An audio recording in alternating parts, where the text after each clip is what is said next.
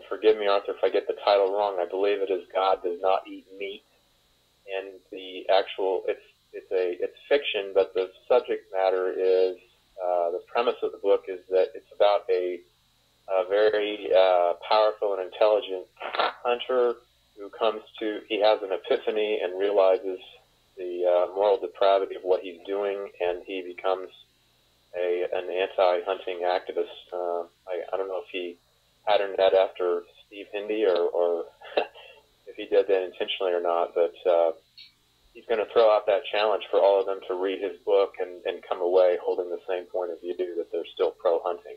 That's amazing. When he's going to be there, did you say? Tomorrow afternoon at 2 o'clock. Great. Well, you've been holding demos like almost on a daily basis. Well, I know I'm exaggerating, but how often have you been doing that? We've been out there here of late. We've been out there every weekend. That's amazing. Saturday, that is amazing. Sunday. Without you, sir, burning out? I'm not burning out, no. Well, I know that you're not, and that is why you're such a phenomenon. Well, I just, my purpose here on this planet is to fight for the animals and for the earth. Mm-hmm. And I'm not going to stop. Yeah, that's pretty well my way of looking at it. That, well, I mean, if people believe in the soul, I would say that my soul chose to come to this planet at this time to help out. And I'm glad to meet you here on this battleground, sir. And you, Steve. Steve, comment on Jason's work. Well, it's really great to see Jason put his theory into practice. He and I, for some time, have been quite critical of academics or theorists who don't put their ideals into practice and take up an actual existence as an activist and a social critic in every possible way. And for instance, we see this a lot in the vegans who think that just by blogging or going vegan that this is adequate. But it's really important to be involved in the grassroots at all levels. And what's great to see about this campaign is that not relying on PETA or HSUS, it's definitely a local grassroots campaign coming up with its own resources and doing very innovative, creative tactics through direct action. It's not standing out there just with signs and usual sorts of protest. He really is inventing some creative, provocative tactics. He's got a good sense of how to use the media to his advantage. He's very smart. Very savvy, and very savvy. It's really good to see. It's quite a cutting-edge campaign. Yeah, I have activists elsewhere, who write excellent articles and send it to newspapers, and they do not get touched, do not get published. Jason's always get published, and they ask me, well, why? Why is ours not published? I said, it is because Jason makes this such a hot issue. It is because of that media is paying attention to what he's saying. I mean, you've got to make it a very hot issue locally before the national media will pay you any notice. And right, and you could do this without putting naked women in cages, too. That's right. That's right. I think that Jason might consider that tactic for himself. Yeah, I think that might scare people away. Yeah, please don't do that. Yeah. Hey, I think appreciate it's worth commenting on this culling language a bit, and the justifications used for culling, and also what he said about how they're using the deer meat, so-called skin, so-called, to help the so-called needy, right? Because I remember circus is a big deal here in El Paso, and we've gone back and forth with various circuses over the years. And the Shriners is a difficult one to fight because they always say that they donate money to children, so the media always try to point you out as anti-children, right? Anti-medical research if you go after the Shriner Circus. So, they have their own sense of being media savvy in the enemy camp, and that is to try to paint you as somehow against the needy, against the poor, against the hungry, if you go after them because they are giving some kind of benefits to these communities. It's just quite a cynical, manipulative tactic. Jason quite clearly pointed out it's just a cloak to hide barbarism and the power that hunters have over these parks and over communities. Because really, this is about bloodlust. This is about people who want to go out and kill and who come up with the resource to do it, which typically is an environmental or ecological justification. And I saw this a lot in South Africa, and they're about to start culling elephants again in South Africa. In Kruger? Yeah, Kruger National Park is one of the biggest parks there, and they've made various kinds of claims which have been legitimated, if you will, by scientific experts, and they've claimed that the elephants are overpopulated in certain areas, and we have to cull them, not only to preserve the park for plants, but for other forms of wildlife, and ultimately we just have to kill the elephants.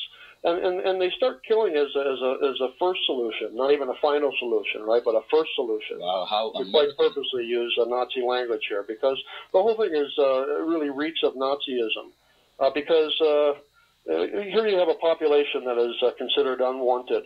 It's the deer population in this case, so there are too many elephants in another case. And so the only way to get rid of them is through violence.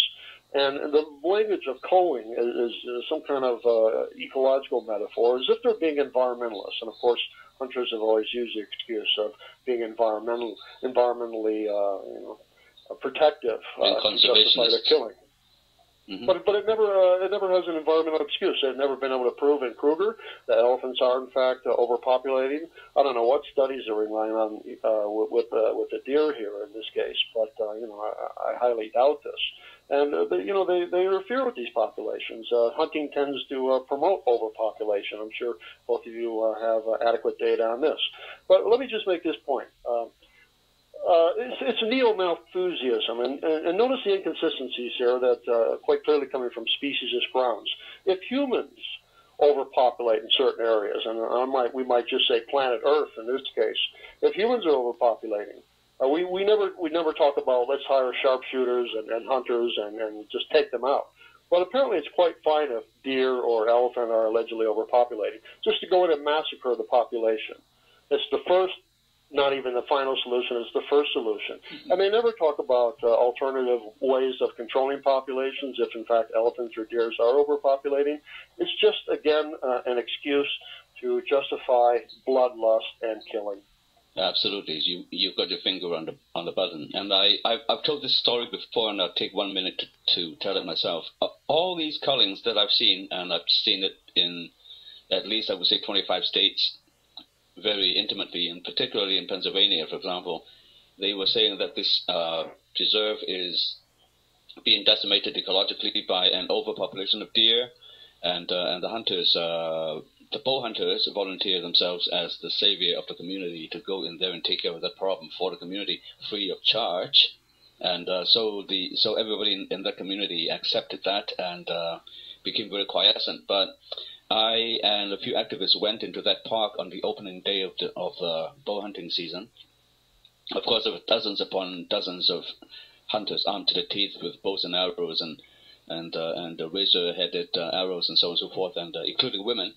And but when I first looked at that park, all I saw was a big plantation of deer clover, which is a very rich food for deer. And basically, what they did was that they in collusion with the local government, plowed down acres and acres of forest and planted these deer clover to boost the deer population for hunting purposes.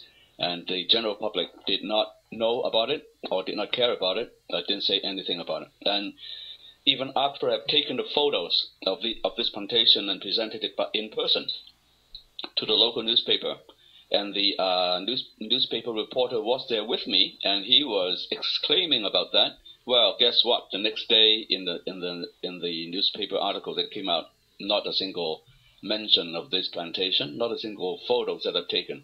It is all controlled. So it is all driven by hunting, let me tell you that. And also, hunting is also artificially boosting the deer population hugely. There are about 15 million hunters in the U.S., and they each wanted 2 or 3 deer at least, so they need about 40 million deer to hunt.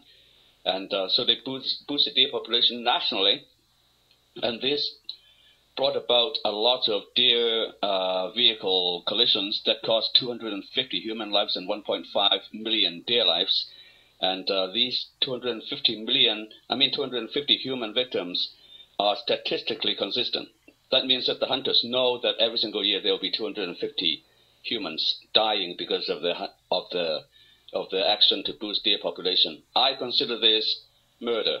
I consider this premeditated murder of these 250 humans, and I also consider this terrorism because these victims, we drivers, never know when it's going to strike us, and this situation is created by the hunters. So